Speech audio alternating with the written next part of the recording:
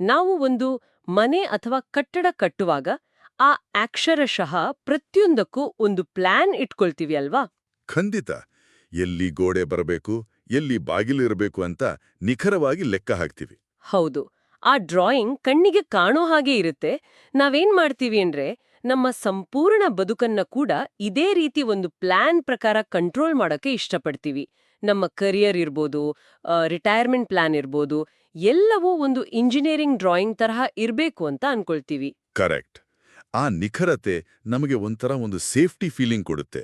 ಎಲ್ಲವೂ ನಮ್ಮ ಕಂಟ್ರೋಲ್ನಲ್ಲಿದೆ ಅನ್ನೋ ಒಂದು ಭ್ರಮೆ ಮನುಷ್ಯನಿಗೆ ಒಂದು ದೊಡ್ಡ ಸಾಂತ್ವನ ಕೊಡುತ್ತೆ ಅಂತಾನೆ ಹೇಳ್ಬೋದು.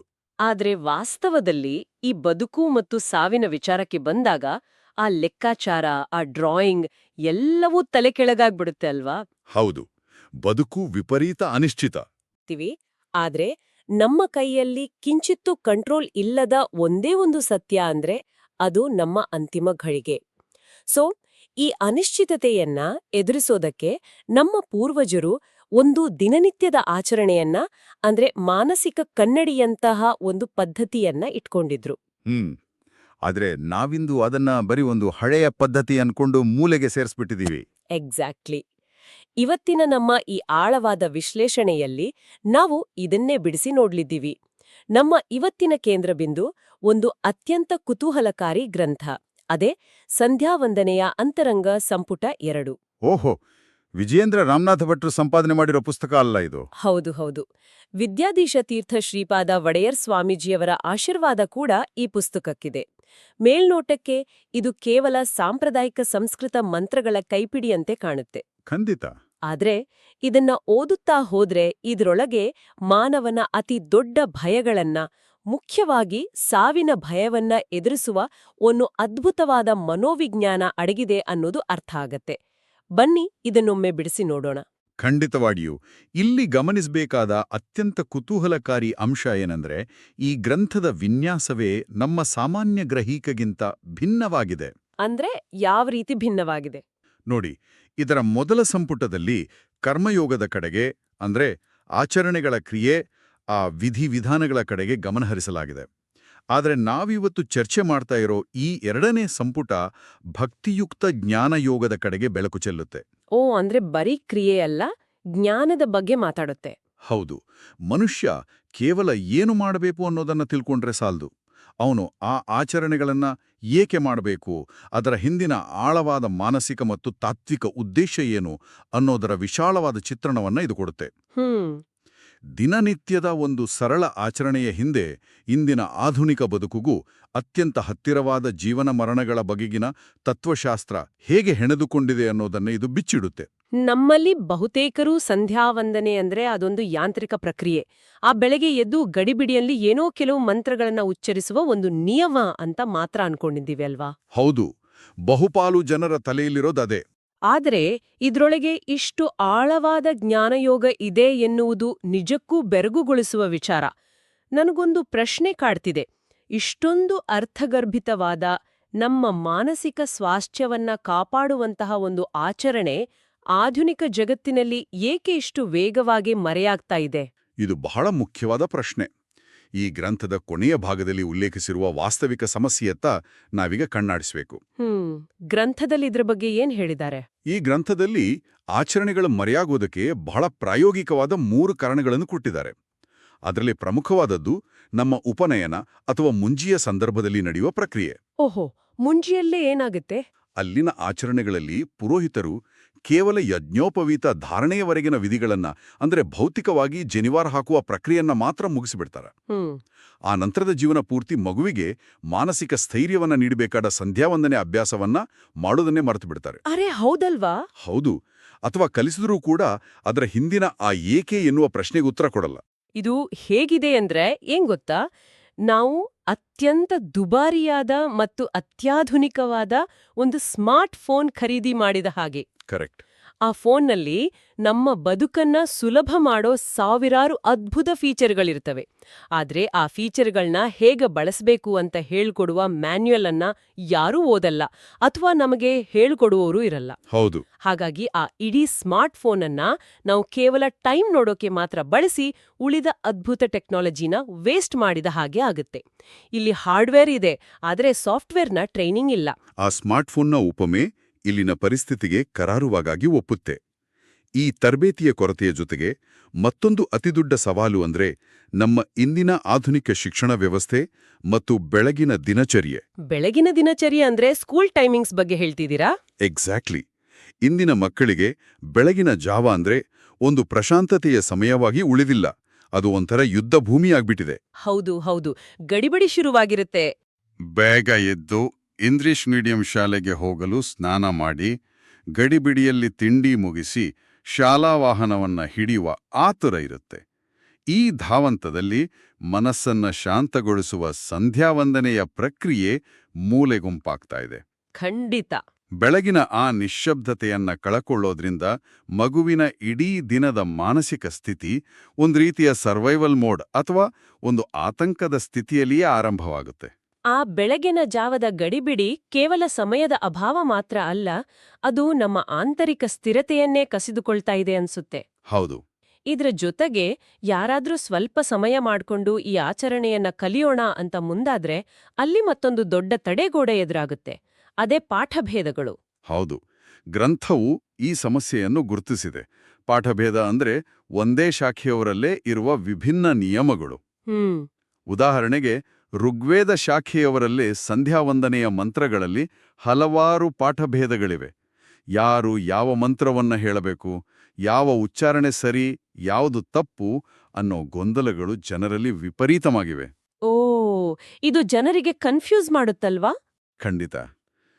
ಈ ಅನಾಲಿಸಿಸ್ ಪ್ಯಾರಾಲಿಸಿಸ್ನಿಂದಾಗಿ ಅನೇಕರು ಇದು ನಮಗೆ ಅರ್ಥ ಆಗ್ತಿಲ್ಲ, ಇದಲ್ಲಿ ತಪ್ಪು ಮಾಡಿದ್ರೆ ದೋಷ ಬರುತ್ತೆ, ಹಾಗಾಗಿ ಮಾಡದೇ ಇರೋದೇ ಲೇಸು ಅನ್ನೋ ತಪ್ಪ ನಿರ್ಧಾರಕ್ಕೆ ಬಂದ್ಬಿಡ್ತಾರೆ.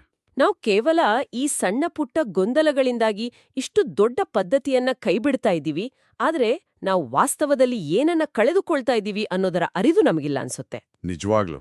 ಈ ಗ್ರಂಥದಲ್ಲಿ ಉಲ್ಲೇಖ ಮಾಡಿರೋ ಆ ಅತ್ಯಂತ ಪ್ರಮುಖವಾದ ಅಂತಿಮ ಪ್ರಾರ್ಥನೆಯನ್ನ ನೋಡಿದಾಗ ನಾವು ಕಳೆದುಕೊಳ್ತಿರುವ ಆ ಸ್ಮಾರ್ಟ್ ಫೀಚರ್ನ ನೈಜ ಬೆಲೆ ನಮ್ಗರ್ಥ ಆಗತ್ತೆ. ಹೌದು. ಆ ಪ್ರಾರ್ಥನೆ ಕೇವಲ ಸಂಪತ್ತು ಅಥವಾ ಲೌಕಿಕ ಯಶಸ್ಸಿಗಾಗಿ ಅಲ್ಲ, ಬದಲಾಗಿ ಅದು ಬದುಕು ಮತ್ತು ಸಾವಿನ ಘನತೆಗಾಗಿ ಮಾಡೋ ಪ್ರಾರ್ಥನೆ ಅಂತ ಓದಿದ್ದೆ. ಇದ್ರ ಬಗ್ಗೆ ಸ್ವಲ್ಪ ವಿವರಿಸ್ತೀರಾ? ಖಂಡಿತ. ಆ ಅಂತಿಮ ಪ್ರಾರ್ಥನೆಗೆ ಈ ಇಡೀ ಗ್ರಂಥದ ಮತ್ತು ಸಂಧ್ಯಾವಂದನೆಯ ಹೃದಯ ಇದ್ದ ಹಾಗೆ. ಅದು ಪ್ರಮುಖವಾಗಿ 3 ಅತ್ಯಂತ ಸೂಕ್ಷ್ಮವಾದ ವಿಷಯಗಳ ಮೇಲೆ ಕೇಂದ್ರಿತವಾಗಿದೆ. ಅದರಲ್ಲಿ ಮೊದಲನೇದು ಬಂದು ಅನಾಯಾಸ ಮರಣ.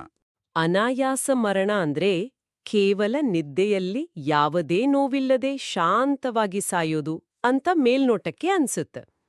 ಆದ್ರೆ ಇದರ ಹಿಂದಿನ ಮನೋವೈಜ್ಞಾನಿಕ ಆಳ ಇನ್ನಷ್ಟು ವಿಸ್ತಾರವಾಗಿದೆ ಅಂತ ನನಗನ್ಸ್ತಾ ಇದೆ. ನಿಮ್ಮ ಅನಿಸಿಕೆ 100ಕ್ಕೆ 100 ಸರಿ. ಕೇವಲ ನಿದ್ದೆಯಲ್ಲಿ ಸಾಯೋದಷ್ಟೇ ಅನಾಯಾಸ ಮರಣ ಅಲ್ಲ. ಭೀಕರವಾದ ಕಾಯಿಲೆಗೆ ತುತ್ತಾಗಿ ದೀರ್ಘಕಾಲ ಐಸಿಯುನಲ್ಲಿ ಹಾಸಿಗೆ ಹಿಡಿದು ಪ್ರಜ್ಞೆ ಕಳೆದುಕೊಂಡು ನನಗೆ ನೋವಾಗ್ತಿದೆ, ನನ್ನನ್ನು ಕಾಪಾಡಿ ಅಂತ ರೋದಿಸುತ್ತಾ ಸಾಯಬಾರ್ದು. ತನ್ನ ಸ್ವಂತ ಶರೀರದ ಮೇಲೆಯೇ ಕಂಟ್ರೋಲ್ ಕಳೆದುಕೊಂಡು ಸಾಯಬಾರ್ದು ಅನ್ನೋದು ಇದರ ಒಂದು ಮುಖ. ಆದರೆ ಇದರ ಮತ್ತೊಂದು ಅತ್ಯಂತ ಪ್ರಮುಖ ಮುಖ ಏನೆಂದ್ರೆ ತನ್ನ ಸಾವು ತನ್ನ ಬಂಧು ಬಳಗದವರಿಗೆ ಹೊರೆಯಾಗಬಾರ್ದು ಅನ್ನೋದು. ಹೊರೆಯಾಗಬಾರ್ದು ಅನ್ನೋದನ್ನ ಸ್ವಲ್ಪ ಬಿಡಿಸಿ ಹೇಳೋಣ. ಅಂದ್ರೆ ಆರ್ಥಿಕವಾಗಿ ಹೊರೆಯಾಗುವುದರ ಬಗ್ಗೆಯೋ ಅಥವಾ ಮಾನಸಿಕವಾಗಿಯೋ? ಎರಡೂ ಹೌದು, ಆದರೆ ಮುಖ್ಯವಾಗಿ ಮಾನಸಿಕ ಮತ್ತು ಸಾಮಾಜಿಕ ಹೊರೆ. ಯೋಚಿಸಿ ನೋಡಿ, ಮನೆಯಲ್ಲಿ ಮೊಮ್ಮಗಳ ಮದುವೆ ಫಿಕ್ಸ್ ಆಗಿರುತ್ತೆ, ಎಲ್ಲರೂ ಸಂಭ್ರಮದಲ್ಲಿರ್ತಾರೆ. ಹೌದು. ಅದೇ ಸಮಯದಲ್ಲಿ ಮನೆ ಹಿರಿಯರು ತೀವ್ರ ಅನಾರೋಗ್ಯಕ್ಕೀಡಾಗಿ ತಿಂಗಳುಗಟ್ಟಲೆ ಆಸ್ಪತ್ರೆಯಲ್ಲಿ ನರಳ್ತಾ ಇದ್ರೆ ಇಡೀ ಕುಟುಂಬದ ಸಂಭ್ರಮ ಕಮರಿ ಹೋಗುತ್ತೆ. ಕರೆಕ್ಟ್. ಶುಭ ಕಾರ್ಯಗಳು ನಿಂತು ಹೋಗುತ್ತೆ. ಹೌದು. ತನ್ನ ನಿರ್ಗಮನ ಇತರರ ಬದುಕಿನಲ್ಲಿ ಕಹಿಯನ್ನ, ಆರ್ಥಿಕ ಸಂಕಷ್ಟವನ್ನ ಅಥವಾ ಸಂಕಟದ ಪರಂಪರೆಯನ್ನು ಸೃಷ್ಟಿ ಮಾಡಬಾರದು ಅನ್ನೋ ಅತ್ಯಂತ ನಿಸ್ವಾರ್ಥವಾದ ಬೇಡಿಕೆ ಇದು. ಖಂಡಿತ. ತನ್ನ ಸಾವು ತನ್ನ ಸುತ್ತಲಿನವರ ನೆಮ್ಮದಿಯನ್ನ ಕದಡಬಾರದು ಅನ್ನೋ ಘಡತೆಯ ಪ್ರಶ್ನೆಯಲ್ಲಿದೆ. ಇದು ನಿಜಕ್ಕೂ ಬಹಳ ಆಳವಾದ ಯೋಚನೆ. ಸಾವು ಅನ್ನೋದು ಸಂಪೂರ್ಣ ವೈಯಕ್ತಿಕ ಅನುಭವ ಆದ್ರೂ ಅದು ಸುತ್ತಲಿನವರ ಮೇಲೆ ಬೀರೋ ಪರಿಣಾಮದ ಬಗ್ಗೆಯೂ ಈ ಪ್ರಾರ್ಥನೆ ಯೋಚನೆ ಮಾಡುತ್ತೆ. ಹೌದು. ಆದ್ರೆ ಇಲ್ಲೊಂದು ಬಹಳ ಸೂಕ್ಷ್ಮವಾದ ಪ್ರಶ್ನೆಯನ್ನ ನಾನು ನಿಮ್ಮ ಮುಂದೆ ಇಡ್ಲೇಬೇಕು. ಕೇಳಿ. ಪ್ರತಿದಿನ ಬೆಳಿಗ್ಗೆ ಎದ್ದು ಸ್ನಾನ ಮಾಡಿ ಶುದ್ಧವಾಗಿ ದೇವರ ಮುಂದೆ ಕುಳಿತು ನಾನು ಹೇಗೆ ಸಾಯ್ಬೇಕು, ನನ್ನ ಸಾವು ಎಷ್ಟು ಯಾತನೆ ಕೊಡಬಾರ್ದು ಅಂತ ಪ್ರಾರ್ಥನೆ ಮಾಡೋದು ಒಂಥರ ನಕಾರಾತ್ಮಕ ಅಥವಾ ನಿರಾಶಾದಾಯಕ ಅಂತ ಅನ್ಸಲ್ವಾ? ಇದು ಸಹಜವಾದ ಪ್ರಶ್ನೆ. ಅಂದ್ರೆ ಮುಂಜಾನೆ ಅಂದ್ರೆ ಆ ದಿನವನ್ನ ಹೇಗೆ ಗೆಲ್ಲಬೇಕು, ಹೊಸ್ತೇನ್ ಮಾಡ್ಬೇಕು ಅನ್ನೋ ಉತ್ಸಾಹ ಇರ್ಬೇಕು ಅಲ್ವಾ? ಅದನ್ನ ಬಿಟ್ಟು ಪ್ರತಿದಿನ ಸಾವಿನ ಬಗ್ಗೆ ಯೋಚನೆ ಮಾಡೋದು ಮನುಷ್ಯನ ಸಹಜ ಪ್ರವೃತ್ತಿಗೆ ವಿರುದ್ಧ ಅಲ್ವಾ?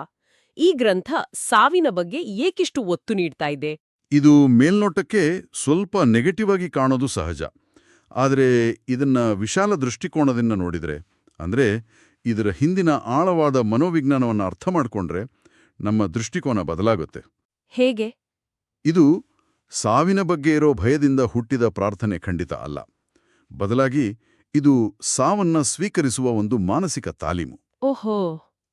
ಈ ಗ್ರಂಥ ಸ್ಪಷ್ಟಪಡಿಸುವ ಹಾಗೆ, ಮರಣದ ಸಮಯದಲ್ಲಿ ಮನುಷ್ಯನಿಗೆ ವಿಪರೀತ ದೈಹಿಕ ನೋವಿದ್ರೆ, ರೋಗದ ಬಾಧೆ ಮಿತಿಮೀರಿದ್ರೆ, ಆ ಕೊನೆಯ ಘಳಿಗೆಯಲ್ಲಿ ಅವನಿಗೆ ಭಗವಂತನ ಸ್ಮರಣೆಯಾಗ್ಲಿ, ಬದುಕಿದ ಜೀವನದ ಸಾರ್ಥಕತೆಯಾಗ್ಲಿ ನೆನ್ಪಿಗೆ ಬರೋದಿಲ್ಲ. ಹೌದು, ನೋವಿನಲ್ಲಿದ್ದಾಗ ಯಾರಿಗೂ ಏನೂ ನೆನ್ಪಾಗಲ್ಲ. ಕರೆಕ್ಟ್. ಬದಲಾಗಿ ಆ ನನಗೇಕೆ ಈ ಶಿಕ್ಷೆ, ನಾನೇನ್ ತಪ್ಪು ಮಾಡಿದ್ದೆ ಅಂತ ದೇವರಿಗೆ ಹಿಡಿಶಾಪ ಹಾಕುವ, ಅತೀವ ಹತಾಶೆಗೆ ಒಳಗಾಗುವ ಪರಿಸ್ಥಿತಿ ಬರುತ್ತೆ. ಆ ದೈಹಿಕ ನೋವು ಮನುಷ್ಯನ ಪ್ರಜ್ಞೆಯನ್ನೇ ಹೈಜಾಕ್ ಮಾಡಿಬಿಡುತ್ತೆ. ಇದು ಬಹಳ ವಾಸ್ತವಿಕವಾದ ಮಾತು. ಬದುಕಿಡೀ ಮಾಡಿದ ಜ್ಞಾನಾರ್ಜನೆ, ಭಕ್ತಿ ಎಲ್ಲವೂ ಆ ಕೊನೆಯ ಘಳಿಗೆಯ ದೈಹಿಕ ಯಾತನೆಯ ಮುಂದೆ ಕರಗಿ ಹೋಗ್ಬಿಡುತ್ತೆ. ಅಂದ್ರೆ ನಾವು ಸಾವಿಗೆ ಹೆದರುತ್ತಿಲ್ಲ, ಬದಲಾಗಿ ಆ ಭೌತಿಕ ನೋವಿನ ಎದುರು ನಮ್ಮ ಪ್ರಜ್ಞೆ, ನಮ್ಮ ತಾಳ್ಮೆ ಸೋತ್ ಹೋಗ್ಬಾರ್ದು ಅಂತ ಮುನ್ನೆಚ್ಚರಿಕೆ ವಹಿಸ್ತಾ ಇದೀವಿ ಅಂತಾಯ್ತು. ಎಕ್ಸಾಕ್ಟ್ಲಿ. ಇದು ಒಂಥರ ಪ್ರತಿದಿನ ನಮ್ಮ ಅಹಂಕಾರವನ್ನ ಅಳಿಸಿ ನಾವು ಶಾಶ್ವತರಲ್ಲ ಅನ್ನೋ ವಾಸ್ತವವನ್ನ ನೆನಪಿಸುವ ಒಂದು ರೀತಿಯ ಎಕ್ಸ್ಪೋಜರ್ ಥೆರಪಿ ಇದ್ದಾಗೆ ಇದೆ. ಹೌದು, ಎಕ್ಸ್ಪೋಜರ್ ಥೆರಪಿ ಅನ್ನೋ ಪದ ಬಹಳ ಸೂಕ್ತ ಇಲ್ಲೇ. ಪ್ರತಿದಿನ ಸಾವಿನ ವಾಸ್ತವವನ್ನ ಒಪ್ಪಿಕೊಳ್ಳೋದ್ರಿಂದ ನಿಜವಾಗಿ ಆ ಘಳಿಗೆ ಬಂದಾಗ ಮೆದುಳು ಪ್ಯಾನಿಕ್ ಆಗೋದಿಲ್ಲ. ಅದು ಹತಾಶೆಯ ಬದಲು ಒಂದು ರೀತಿಯ ಪ್ರಶಾಂತ ಸ್ವೀಕಾರ ಭಾವವನ್ನ ಬೆಳೆಸುತ್ತೆ ಅಲ್ವಾ? ಅದ್ಭುತವಾಗಿ ವಿಶ್ಲೇಷಣೆ ಮಾಡಿದ್ರಿ ನೀವು. ನಿಖರವಾಗಿ ಇದೇ ಪ್ರಕ್ರಿಯೆ ಅಲ್ಲಿ ನಡೆಯೋದು. ಘನತೆಯಿಂದ ಬದುಕುವುದು ಎಷ್ಟು ಮುಖ್ಯವೋ, ಘನತೆಯಿಂದ ನಿರ್ಗಮಿಸುವುದು ಕೂಡ ಅಷ್ಟೇ ಮುಖ್ಯ. ಇನ್ನು ಆ ಪ್ರಾರ್ಥನೆಯ ಎರಡನೇ ಭಾಗಕ್ಕೆ ಬರೋಣ. ಎರಡನೇದೇನು? ಎರಡನೆಯದು ದೈನ್ಯವಿಲ್ಲದ ಜೀವನ. ಅಂದ್ರೆ ಮನುಷ್ಯನಿಗೆ ಬದುಕಿರುವಾಗ ದೈನ್ಯತೆ ಇರಬಾರ್ದು. ದೈನ್ಯತೆ ಅಂದ್ರೆ ಬಡತನನಾ? ಕೇವಲ ಬಡತನ ಅಲ್ಲ, ಅದು ಭಿಕ್ಷೆ ಬೇಡುವಂತಹ ಪರಿಸ್ಥಿತಿ. ಸದಾ ಪರರ ಆಶ್ರಯದಲ್ಲಿ, ಪರರ ದಯೆಯ ಮೇರೆ ಬದುಕುವ ಅಸಹಾಯಕತೆ ಇದೆಯಲ್ಲ, ಅದು. ಓ, ಈ ದೈನ್ಯತೆಗೂ ನಮ್ಮ ಒಟ್ಟಾರೆ ಆಧ್ಯಾತ್ಮಿಕ ಅಥವಾ ಬೌದ್ಧಿಕ ಬೆಳವಣಿಗೆಗೂ ಹೇಗೆ ಕೊಂಡಿ ಬೆಸೆಯುತ್ತೆ? ನೋಡಿ, ಜೀವನವು ದೈನ್ಯತೆಯಿಂದ ಕೂಡಿದ್ರೆ ಮನುಷ್ಯನ ಇಡೀ ಶಕ್ತಿ ಮತ್ತು ಸಮಯ ಕೇವಲ ಬದುಕಿ ಉಳಿಯೋದಕ್ಕಾಗಿ, ಅಂದ್ರೆ ಒಂದು ಹೊತ್ತಿನ ಊಟಕ್ಕಾಗಿ ಹೋರಾಡುವ ಪರಿಸ್ಥಿತಿಗೆ ತಲುಪುತ್ತೆ. ಹೌದು, ಬೇಸಿಕ್ ನೀಡ್ಸ್ಗೋಸ್ಕರನೇ ಪರದಾಡಬೇಕಾಗತ್ತೆ. ಆ ಸ್ಥಿತಿಯಲ್ಲಿ ಮನುಷ್ಯನಿಗೆ ಉನ್ನತವಾದ ವಿಚಾರಗಳನ್ನ ಯೋಚನೆ ಮಾಡಕ್ಕೆ, ಧರ್ಮಕರ್ಮಗಳ ಬಗ್ಗೆ ವಿಮರ್ಶೆ ಮಾಡಕ್ಕೆ ಸಾಧ್ಯವೇ ಇರೋದಿಲ್ಲ. ಹೊಟ್ಟೆಪಾಡಿನ ಹೋರಾಟದ ಮುಂದೆ ತತ್ವಶಾಸ್ತ್ರಗಳು, ಆದರ್ಶಗಳು ಯಾವುದೂ ನಿಲ್ಲಲ್ಲ. ಖಂಡಿತ. ಅಲ್ಲದೆ ದೈನ್ಯತೆಯು ಮನುಷ್ಯನನ್ನ ಇತರರ ಮುಂದೆ ತಲೆಬಾಗುವಂತೆ ಮಾಡಿ ಅವನ ಆತ್ಮಗೌರವವನ್ನ ನಾಶಪಡಿಸುತ್ತೆ. ಘನತೆಯ ಬದುಕಿದ್ರೆ ಮಾತ್ರ ಮನಸ್ಸು ಸಮಾಜದ ಬಗ್ಗೆ, ಭಗವಂತನ ಬಗ್ಗೆ ಉನ್ನತವಾದದ್ದನ್ನು ಯೋಚಿಸಲು ಸಾಧ್ಯ. ಇದು ಅರ್ಥಗರ್ಭಿತವಾಗಿದೆ. ಹಾಗಾದ್ರೆ ನಮ್ಮ ನಿರ್ಗಮನ ನೋವಿಲ್ಲದೆ ಶಾಂತವಾಗಿದ್ರೆ ಮತ್ತು ನಮ್ಮ ಬದುಕು ದೈನ್ಯವಿಲ್ಲದೆ ಸ್ವಾವಲಂಬಿಯಾಗಿದ್ರೆ ನಮ್ಮ ಮೂಲಭೂತ ಲೌಕಿಕ ಮತ್ತು ದೈಹಿಕ ಅಗತ್ಯಗಳು ಪೂರೈಸಿದಂತಾಯ್ತು. ಹೌದು. ಆ ಭೌತಿಕ ಆತಂಕಗಳಿಂದ ಮುಕ್ತರಾದ ಮೇಲೆ ಆ ಘನತೆಯ ಬದುಕನ್ನ ಇಟ್ಕೊಂಡು ನಾವೇನು ಮಾಡಬೇಕು ಅನ್ನೋ ಪ್ರಶ್ನೆ ಹುಟ್ಟುತ್ತೆ. ಬಹುಶಃ ಮೂರನೇ ಪ್ರಾರ್ಥನೆ ಈ ಭೌತಿಕತೆಯಿಂದ ಮುಂದಿನ ಹಂತಕ್ಕೆ, ಅಂದ್ರೆ ಆಂತರಿಕ ಸ್ಥಿರತೆಯ ಕಡೆಗೆ ನಮ್ಮನ್ನ ಕೊಂಡೊಯ್ಯುತ್ತೆ ಅಂತ ಭಾವಿಸ್ತೀನಿ. ನಿಮ್ಮ ಊಹೆ 100ಕ್ಕೆ 100 ಸರಿ. ಆ ಮೂರನೆಯ ಬೇಡಿಕೆಯೇ ಅಚಂಚಲ ಭಕ್ತಿ. ಅಚಂಚಲ ಭಕ್ತಿ. ಹೌದು. ಮೇಲಿನ ಎರಡೂ ತೊಂದರೆಗಳಿಲ್ಲದೆ, ಅಂದ್ರೆ ಸಾವು ಯಾತನಾಮಯವಾಗಿರದೆ, ಬದುಕು ದೈನ್ಯತೆಯಿಂದ ಕೂಡಿರದೆ ಇದ್ದಾಗ ಒಂದು ಪ್ರಶಾಂತವಾದ ವಾತಾವರಣ ನಿರ್ಮಾಣವಾಗುತ್ತೆ. ಕರೆಕ್ಟ್. ಆ ಪ್ರಶಾಂತತೆಯಲ್ಲಿ ಭಗವಂತನಲ್ಲಿ ಅಥವಾ ಪರಮ ಸತ್ಯದಲ್ಲಿ ದೃಢವಾದ, ಯಾವುದೇ ಆಸೆ ಆಮಿಷಗಳಿಗೆ ವಿಚಲಿತವಾಗದ ಅಚಂಚಲವಾದ ಭಕ್ತಿಯನ್ನ ಕರುಣಿಸು ಅನ್ನೋದು ಮೂರನೇ ಮತ್ತು ಅಂತಿಮ ಬೇಡಿಕೆ. ಈ ಮೂರೂ ಪ್ರಾರ್ಥನೆಗಳು ಅಂದ್ರೆ ಅನಾಯಾಸ ಮರಣ, ದೈನ್ಯವಿಲ್ಲದ ಜೀವನ ಮತ್ತು ಅಚಂಚಲ ಭಕ್ತಿ, ಇವು ನಮ್ಮ ಬಹುಪಾಲು ಭಯಗಳನ್ನ ಮತ್ತು ಆಕಾಂಕ್ಷೆಗಳನ್ನ ಒಳಗೊಂಡಿವೆ ಅಲ್ವಾ? ಹೌದು, ಖಂಡಿತವಾಗಿಯೇ. ಆದ್ರೆ ಈ ಘನತೆಯ ಬದುಕು ಮತ್ತು ಸಾವಿಗಾಗಿ ನಾವು ಹೇಗೆ ಪ್ರಾರ್ಥನೆ ಮಾಡಬೇಕು? ಇಷ್ಟು ಸಂಕೀರ್ಣವಾದ ಬೇಡಿಕೆಗಳನ್ನ ಭಗವಂತನಿಗೆ ತಲುಪಿಸಲು ಈ ಗ್ರಂಥ ಯಾವ ದಾರಿಯನ್ನು ಸೂಚಿಸುತ್ತೆ? ಇದಕ್ಕೊಂದು ನಿರ್ದಿಷ್ಟವಾದ ದಾರಿ ಇದೆ. ಗೋಡೆಯ ಮೇಲಿನ ಎಲೆಕ್ಟ್ರಿಕ್ ಸಾಕೆಟ್ಗಳು ಬೇರೆ ಬೇರೆ ಡಿಸೈನಲ್ಲಿರ್ತವೆ. ಆಗ ನಮ್ಮ ಚಾರ್ಜರಲ್ಲಿ ಕೆಲಸ ಮಾಡಲ್ಲ. ಹೌದು, ಪಿನ್ ಮ್ಯಾಚ್ ಆಗಲ್ಲ.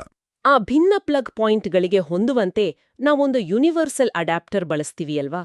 ಹಾಗೆಯೇ ನಮ್ಮ ಈ ಎಲ್ಲ ವೈವಿಧ್ಯಮಯ ಬೇಡಿಕೆಗಳನ್ನ, ಭಯಗಳನ್ನ ಏಕೀಕರಿಸಿ ಭಗವಂತನಿಗೆ ತಲುಪಿಸುವ ಒಂದು ಆಧ್ಯಾತ್ಮಿಕ ಯೂನಿವರ್ಸಲ್ ಅಡ್ಯಾಪ್ಟರ್ ಏನಾದ್ರೂ ಇದೆಯಾ? ಆ ಯೂನಿವರ್ಸಲ್ ಅಡ್ಯಾಪ್ಟರ್ನ ಪರಿಕಲ್ಪನೆ ಇಲ್ಲಿನ ತತ್ವಕ್ಕೆ ಕರಾರುವಾಗಿ ಒಪ್ಪುತ್ತೆ. ಈ ಗ್ರಂಥವು ಬಹಳ ಸ್ಪಷ್ಟವಾಗಿ ವಿವರಿಸುವ ಹಾಗೆ ಆ ವಾಹಕವೇ, ಆ ಇಡೀ ಆಚರಣೆಯ ಹೃದಯವೇ ಗಾಯತ್ರಿ ಮಂತ್ರ. ಓಹೋ, ಗಾಯತ್ರಿ ಮಂತ್ರನಾ ಆ ಯೂನಿವರ್ಸಲ್ ಅಡ್ಯಾಪ್ಟರ್? ಹೌದು. ಈ ಘನತೆಯ ಬದುಕು ಮತ್ತು ಸಾವಿಗಾಗಿ ನಾವು ನಿರ್ದಿಷ್ಟವಾಗಿ ಗಾಯತ್ರಿ ಮಂತ್ರದ ಮೂಲಕವೇ ಪ್ರಾರ್ಥಿಸಬೇಕು. ಅದರಲ್ಲಿಯೂ ವಿಶೇಷವಾಗಿ ಗಾಯತ್ರಿ ಮಂತ್ರದ 3ನೇ ಪಾದ ಬಹಳ ಮುಖ್ಯವಾದದ್ದು. ಅಂದ್ರೆ ಧಿಯೋ ಯೋನಃ ಪ್ರಚೋದಯಾತ್ ಅಂತ ಇದೆಯಲ್ಲ, ಅದು ತಾನೇ? ಝಕಿ. ಅದರ ಅರ್ಥ ನಮ್ಮ ಬುದ್ಧಿಯನ್ನ ಸನ್ಮಾರ್ಗದಲ್ಲಿ ಪ್ರೇರೇಪಿಸುವಂತ. ಮನುಷ್ಯನಿಗೆ ಬದುಕಿನಲ್ಲಿ ಏನೇ ಸವಾಲುಗಳು ಎದುರಾದ್ರೂ ಅದನ್ನ ಎದುರಿಸಲು ಮೂಲಭೂತವಾಗಿ ಬೇಕಾಗಿರೋದು ಆ ಸದ್ಬುದ್ಧಿ.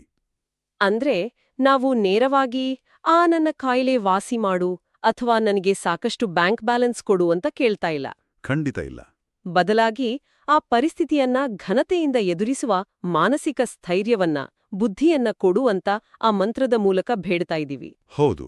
ಗ್ರಂಥವು ವಿವರಿಸುವ ಹಾಗೆ ಭಗವಂತನೇ, ಇಲ್ಲಿ ನಾರಾಯಣ ಅಥವಾ ರಾಮ ಅಂತ ಉಲ್ಲೇಖ ಮಾಡಲಾಗಿದೆ, ಆತನೇ ನಮ್ಮ ಜೀವನ ಮತ್ತು ಮರಣಗಳೆರಡರ ನಿಯಂತ್ರಕ. ನಾವು ಎದುರಿಸುವ ಕಷ್ಟ ಸುಖಗಳಿಗೆ ನಮ್ಮದೇ ಪೂರ್ವ ಕರ್ಮಗಳು ಕಾರಣವಾಗಿದ್ದರೂ ಆ ಕರ್ಮಗಳ ಫಲವನ್ನ ನಿರ್ವಹಿಸುವ ಮತ್ತು ಅದಕ್ಕೆ ತಕ್ಕ ಶಕ್ತಿಯನ್ನ ನೀಡುವನು ಆ ಭಗವಂತನೇ. ಕರೆಕ್ಟ್. ಆತನು ತನ್ನ ಅನಂತವಾದ ಸದ್ಗುಣಗಳಿಂದ ನಮ್ಮ ಮರಣವು ಆಯಾಸವಿಲ್ಲದಂತೆ ಮತ್ತು ಜೀವನವು ದೈನ್ಯವಿಲ್ಲದಂತೆ ಮಾಡುತ್ತಾನೆ. ಉಪಾಸಕನು ತನ್ನ ದೈನಂದಿನ ಪ್ರತಿಯೊಂದು ಆಚರಣೆಯನ್ನು, ತನ್ನ ಪ್ರತಿ ಉಸಿರನ್ನು ಈ ಗಾಯತ್ರಿ ಮಂತ್ರದ ಮೂಲಕ ಭಗವಂತನಿಗೆ ಅರ್ಪಿಸುತ್ತಾನೆ. ಹೀಗೆ ನಿರಂತರವಾಗಿ ನಮ್ಮ ಕ್ರಿಯೆಗಳನ್ನ ಭಗವಂತನಿಗೆ ಅರ್ಪಿಸೋದ್ರಿಂದ ನಮ್ಮ ಮೆದುಳಿನಲ್ಲಿ ಅಥವಾ ನಮ್ಮ ಪ್ರಜ್ಞೆಯಲ್ಲಿ ಏನು ಬದಲಾವಣೆ ಆಗುತ್ತೆ ಅಂತೀರಾ? ಅದು ನಮ್ಮ ಅಹಂಕಾರದ ಭಾರವನ್ನ ಇಳಿಸುತ್ತೆ.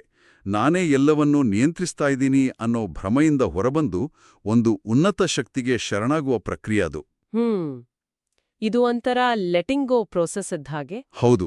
ಹೀಗೆ ಪ್ರತಿದಿನ ಅರ್ಪಿಸುವುದರಿಂದ ಭಗವಂತನು ಮರಣಕಾಲದಲ್ಲಿ ಭಕ್ತನಿಗೆ ಸದ್ಬುದ್ಧಿಯನ್ನ ಕರುಣಿಸ್ತಾನೆ, ರೋಗ ರುಜಿನಗಳನ್ನ, ದೈನ್ಯತೆಯನ್ನ ಎದುರಿಸುವ ಆಂತರಿಕ ಶಕ್ತಿಯನ್ನ ನೀಡ್ತಾನೆ. ಓಹೋ.